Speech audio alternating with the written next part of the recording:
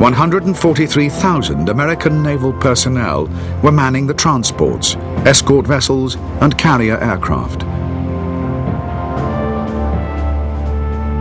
In fact, more Pacific Fleet personnel would take part in the Leyte landings than had belonged to the entire United States Navy only a few years before. Army aircraft would support the effort. B-29 superfortresses based in China and Saipan, and B-24s based on New Guinea and newly captured Morotai would attack Japanese oil centers, airfields, and troop concentrations.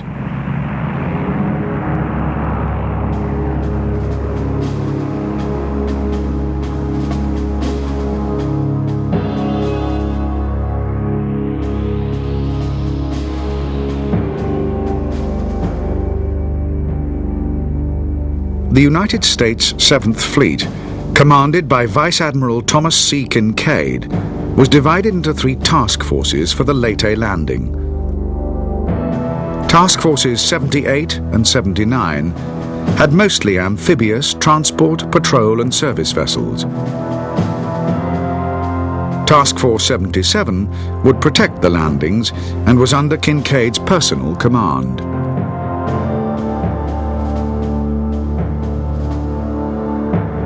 Of Task Force 77's many units, 2 groups would take part in the naval battles at Leyte. Task Group 77-2 was commanded by Rear Admiral Jesse B. Oldendorf. Oldendorf had 6 veteran battleships, 3 heavy and 2 light cruisers, and 15 destroyers. Task Group 77-4 was commanded by Rear Admiral Thomas L. Sprague. Sprague had 18 escort carriers and a screen of 10 destroyers and 14 escort destroyers. Backing 7th Fleet was 3rd Fleet, commanded by Admiral William Halsey, and for the Leyte operation, consisting only of Task Force 38. The task force was made up of 4 task groups, with altogether 9 heavy and 8 light carriers. Escorting the carrier forces were 6 fast battleships, 7 heavy and 10 light cruisers, and 48 destroyers. The task force was commanded by Vice Admiral Mark A. Mitscher, but throughout the battle, his superior, Halsey, would retain complete tactical control.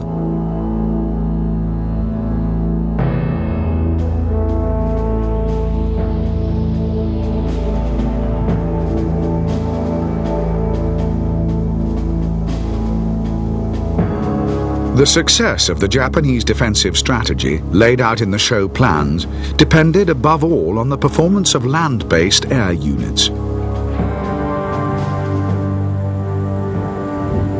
It was beneath the umbrella of these forces that the Japanese naval counterstrokes would be launched.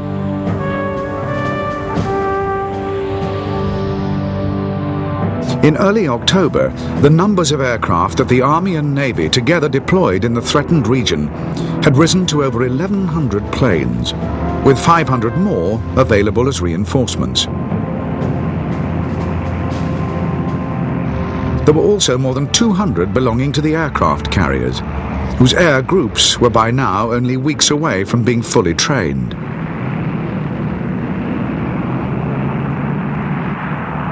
It was hoped that land and sea-based Navy pilots would together be able to deal with the American warships, while the Army flyers, never trained to attack ships, concentrated on the beaches and anchored transports.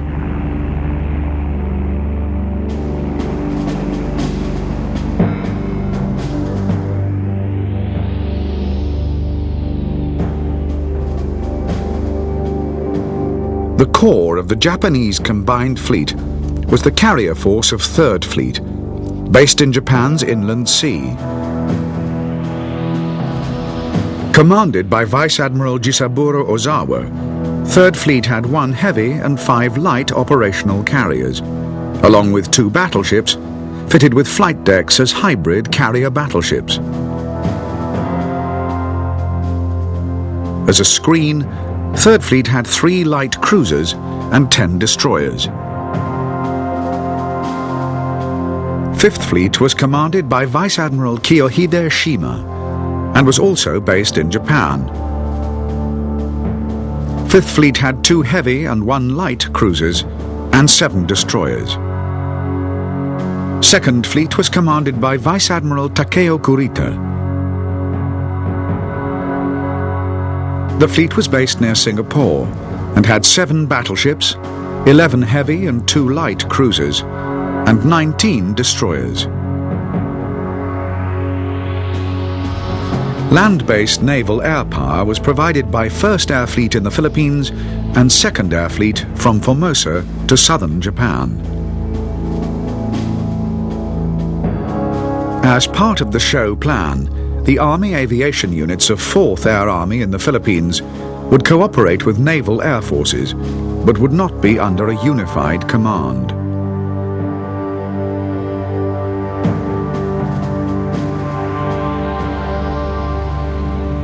A key part of the Japanese defensive plan was that by surprise attacks, the overwhelming American superiority in carrier forces should be eliminated. The greatest hope of the Japanese Commander-in-Chief, Admiral Toyoda, was that before any American landings actually took place, he would get a chance to launch his land-based aircraft against the big American carriers.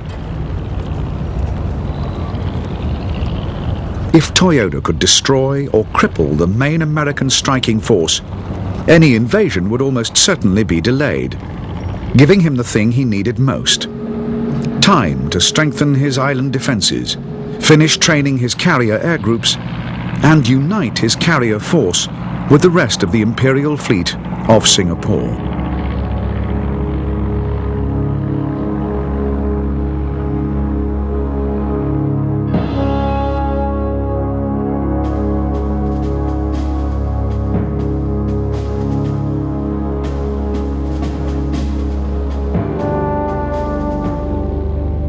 Before the American invasion fleet had even set out for the Philippines, the fast carriers of Task Force 38 had assembled west of the Marianas.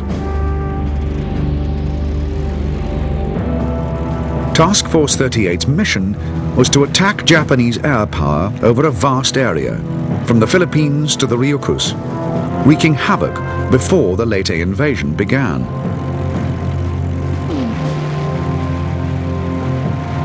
The object was to destroy as many Japanese aircraft as possible, on the ground and in the air.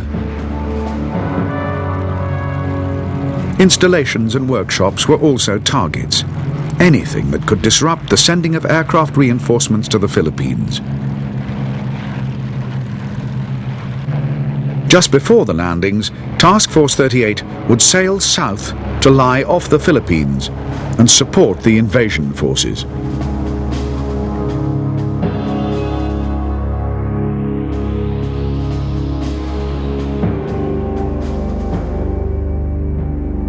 The main targets for the 4 carrier groups of Task Force 38 were airfields on Okinawa in the Ryukyus, on Luzon in the northern Philippines, and on Formosa, the most important staging post for Japanese air reinforcements on the way to the Philippines.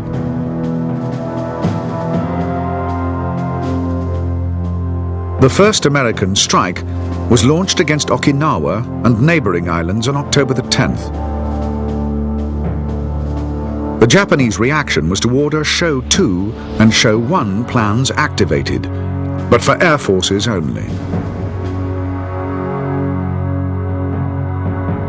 The carriers of 3rd Fleet would stay in port, but their air groups were ordered to ready their operational planes and crews at bases in southern Japan in case they were needed.